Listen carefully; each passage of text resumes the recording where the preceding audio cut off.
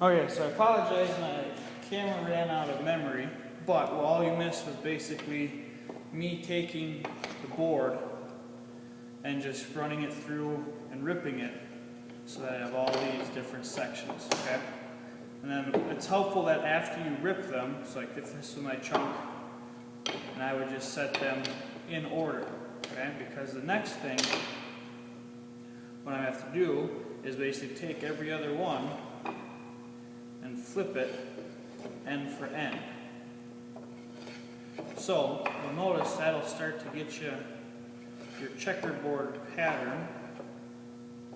That's not a true checkerboard. Okay.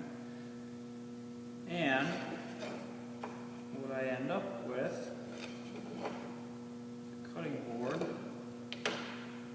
or a block of wood that'll look something like this. Okay?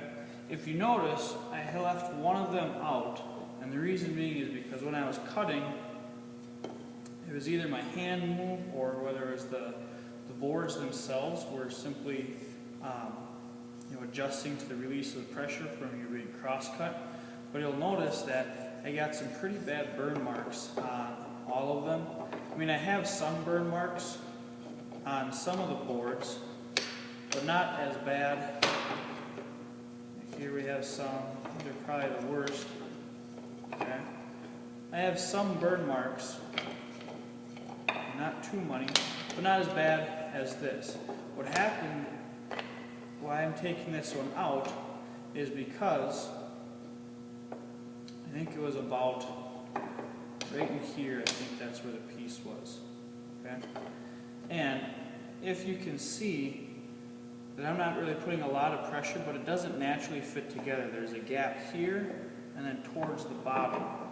And that's going to be not necessarily a hard part to glue, but since it doesn't want to naturally fit together, since when I clamp it, it's going to want to spring back, it's going to make a weak joint. So I decided that since it was so that bad, I'm just going to take that piece completely out and then just do something like this. My board will be a little bit shorter, but it should still be a little under 10 inches. Okay?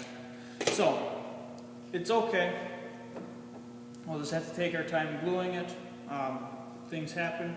If we have something that's not that bad, we could do something like sanding it, but we want to try to stay away from doing as many manipulations to the cut surface as possible, so that we don't make anything worse. Okay. Next step, all that we're going to do is glue it up. Okay. So I'll do a test clamp it, like I've done before in the previous segments, and then all I'm going to do is again just glue all my entire surface, front and back, and then just lay them on top of each other, and then clamp it up like this. So I'm going to end the video because it's pretty much the same as the previous video.